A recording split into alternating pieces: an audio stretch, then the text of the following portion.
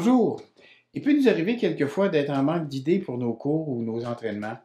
Aujourd'hui, on va traiter des différents types d'exercices qu'on peut incorporer dans nos dojos pour pallier la monotonie puis garder sa motivation intacte et surtout celle des élèves. Si on veut avoir du succès dans nos dojos, il est important de varier le type de cours qu'on va offrir aux élèves. Il y a déjà une différence entre un cours et un entraînement. Dans un cours, on enseigne les techniques et on essaie de les rendre fluides avant de les confronter à la réalité du combat qui est la compétition. Les éléments de contenu dans un cours, évidemment, sont différents d'un entraînement. Donc, il n'est pas raisonnable dans un cours de judo de passer 20 minutes sur 90 à faire des pompes, des push-ups, des exercices pour améliorer sa condition physique. Par contre, le même temps peut se justifier si on fait un entraînement de judo. Un entraînement, ça a pour but d'augmenter la performance, la vitesse, l'explosion de techniques déjà apprises. Mais si on va être terre à terre, là, on retrouve dans une séance de judo des éléments d'un cours et des éléments d'un entraînement. Commençons par les contenus qui devraient se retrouver dans un cours de judo. Un cours de judo. Je vais vous présenter aujourd'hui les différents segments qui sont utilisés chez nous et qui font partie de ce que j'appelle le judo de recherche pour l'apprentissage et l'approfondissement des connaissances techniques, des enchaînements ou des katas. Tout d'abord, si on veut être professionnel, si on veut enseigner le judo de la meilleure façon, il faut concevoir des contenus théoriques. Des contenus théoriques à l'apprentissage. Il y en a deux déjà qui sont issus de la tradition japonaise. Le kogi, j'en ai déjà parlé dans une vidéo. C'est un cours théorique qui va porter sur un aspect particulier du judo, comme par exemple un cours sur l'histoire, un cours sur la signification de Serryoku Zanyo ou Jitakyoei. Ça peut être aussi des questions sur l'arbitrage, sur le reishiki, les bonnes manières, etc. Ça peut être aussi des examens théoriques où chacun devra nous enseigner par écrit un mouvement, une immobilisation, en ventilant le rôle de chacun des membres, d'expliquer le principe de la technique, la direction du déséquilibre, le tsukuri, etc. Et cet exercice-là va nous renseigner sur la façon que l'élève comprend la technique en question. C'est très éclairant. Un autre type de segment théorique, le mondo. J'en ai encore parlé dans une vidéo. C'est le mondo, c'est un échange informel, maître-élève dans un cadre traditionnel. Puis ça porte habituellement sur les valeurs fondamentales du judo. Mais de nos jours, on peut ajouter des cours ou des formations comme sur la nutrition, l'entraînement, la psychologie sportive, l'éthique dans le sport, etc. Habituellement, les fédérations ou encore les instances supérieures des styles de karaté ou d'aïkido offrent ce genre de formation. On n'a qu'à penser au PNCE, le Programme national de certification des entraîneurs au Québec et au Canada. Dans les segments physiques, on peut varier énormément. On commence par le Sotai Renshu, qu'on peut appeler aussi Benkyo. C'est le premier type de travail, c'est évidemment l'étude pratique qui doit être pratiquée sur un partenaire plus ou moins passif, qui nous permet d'analyser toutes les forces, la technique, le kumikata, le tsukuri, la préparation, le tsukuri, la kuzushi, le kuzushi qui est le déséquilibre et finalement le kake, la projection. On commence à faire ça sur place, puis quand c'est acquis, plus lentement, mais sûrement, on commence en déplacement. Mais pour Oki, jamais de résistance, par contre, il ne se lance pas.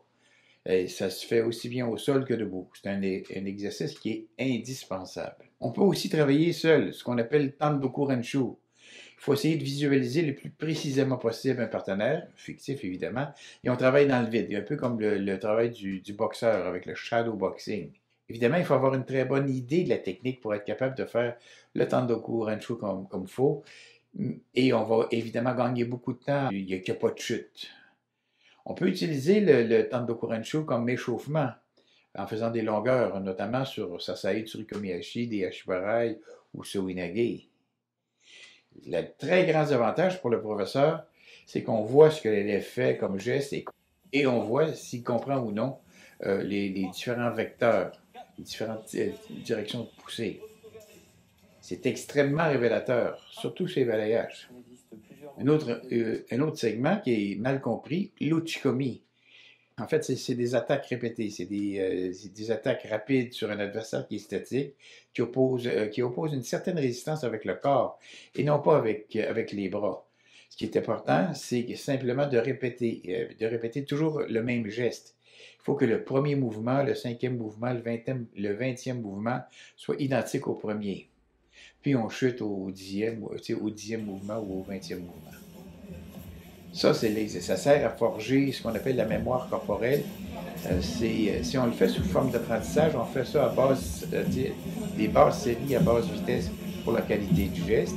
Mais si on le fait dans un cadre d'entraînement, on peut varier le nombre, on peut varier la cadence, l'intensité, soit pour développer une qualité cardiovasculaire ou l'explosion. Puis, encore une fois, on chute au cinquième ou au dixième. Si on doit changer de posture lorsqu'on fait la projection, c'est que l'Uchikomi n'est pas bon. Il faut que ce soit pareil tout le long. À l'entraînement, on peut aussi faire du Yakusoku Geiko. C'est l'entraînement souple en déplacement. C'est ce que Kawaishi appelait le randori à la française. Il s'agit de travailler très très souplement, d'attaquer à tour de rôle en déplacement sans résistance. Le Yakusoku Geiko peut être aussi séquencé, c'est-à-dire moi j'en fais un, toi t'en fais deux, toi t'en fais deux, moi j'en fais un. Ou encore on peut varier. On peut varier sur, par exemple, on dit sur une séquence de 15 secondes, j'attaque 2 fois sans chute, et toi tu m'attaques une fois avec les chutes. Et on fait 4 séquences de 15 secondes de cette façon-là. Si on regarde ça de l'extérieur, le Yakusoku Geiko, ça doit ressembler à un combat de film. En fait, c'est une chorégraphie. Le troisième type d'entraînement, c'est le Kakari Geiko. Le Kakari Geiko, c'est un exercice qui peut se faire de deux façons. La première, ça va développer la défensive. Mon partenaire m'attaque et je dois bloquer avec le corps, sans les bras, ou encore je bloque juste avec les hanches pour les déplacements. C'est un exercice qui est très, très prisé lorsque deux partenaires il y en a un des deux qui est moins expérimenté. Supposons, par exemple, une ceinture verte qui travaille avec une ceinture noire. La ceinture verte n'aura pas peur de se faire contrer, puis il va aimer ça attaquer quelqu'un de plus expérimenté que lui. Il va attaquer avec conviction. Puis la seconde façon de travailler, c'est le plus avancé qui travaille en esquivant par ses enchaînements, puis par les tailles sabaki. On va parler maintenant du randori. Le randori, c'est pas un combat. C'est plus un laboratoire d'expérimentation, à la fois pour Tori et Uke. C'est le temps où jamais de voir si notre technique est à point. C'est le temps de faire de procéder à des essais-erreurs. Randori, ça veut dire, Ran veut dire chaos, puis Dori, ça veut dire saisir. C'est saisir le chaos, mettre le chaos en ordre.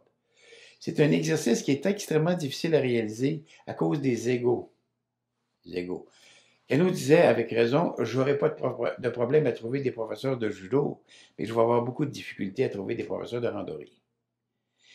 Ça peut être assez intense, mais la notion de victoire ou défaite, ça ne doit pas être présent. On doit expérimenter pour trouver des solutions aux attaques adverses, autres que par une défensive exagérée. Il reste aussi les nagikomi. Les nagikomi, c'est juste des projections l'une à la suite de l'autre. C'est un exercice qui est extrêmement exigeant parce qu'il y a des chutes à chaque fois, exigeant sur le plan cardiovasculaire. Et ça, évidemment, dans un cours de judo avec des adultes avancés, ce n'est pas nécessaire. C'est trop dur. On va éloigner la clientèle avec ça. C'est ce que j'avais à vous dire sur les contenus de cours. J'espère que vous avez aimé ça. Si vous avez aimé ça, donnez-nous un pouce en l'air. N'oubliez pas d'activer les clochettes pour recevoir les notifications. On fait une vidéo par semaine à peu près.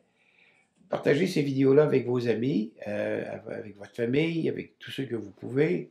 Surtout, abonnez-vous à la chaîne Martialement Vôtre. C'est pour vous que je fais ces vidéos-là.